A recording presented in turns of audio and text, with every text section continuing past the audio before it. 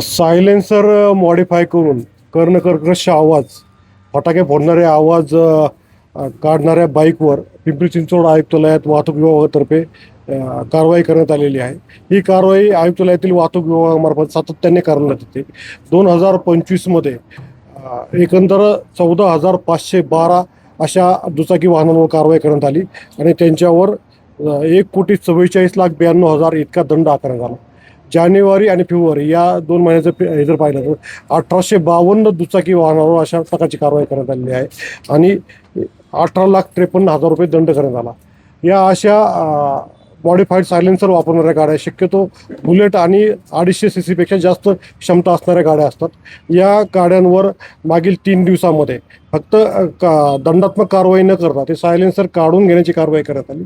अशा 399 सायलेन्सर काढून घेण्यात आलेले आहे आणि त्याची निष्कासनाची कारवाई आज रोजी करण्यात येणार आहे. यापुढेही जर असं आढळून आलं तर यापेक्षाही कठोर कारवाई यावर करण्यात येईल. कारण हे सायलेन्सर वापरणं नियमबाह्य आहे. त्यामुळे यांना अशा दुकानदारांवरही आम्ही नोटीस बसवणार आहे आणि कारवाई करणार आहे. त्यांच्यावर जे मोटार व्हेकल ॲक्टनुसार दंडात्मक कारवाई जी आहे ती कारवाई पण केलेली आहे आणि सायलेन्सर काढून निष्कासनाची कारवाई पण करणार आहे. आजकालच्या तरुण पिढीमध्ये अशा प्रकारच्या गाड्या मॉडिफाईड सायलेन्सरच्या कर्णकर्कश आवाज करण्याच्या आणि लक्ष वेधून घेण्याचं एक फॅड वाढत आहे. परंतु ते एक विकृती आहे, ती आपली संस्कृती नाही आहे. माझं सर्वांना आव्हान आहे की असं कंपनीने दिलेल्या सायलेन्सरमध्ये अनॲथॉराईजरित्या मॉडिफाय करू नका. दिलेले आहेत त्याच सायलेन्सरचा वापर करा. नियमात राहून सर्वांनी पोलिसांना सहकार्य करणं अपेक्षित आहे.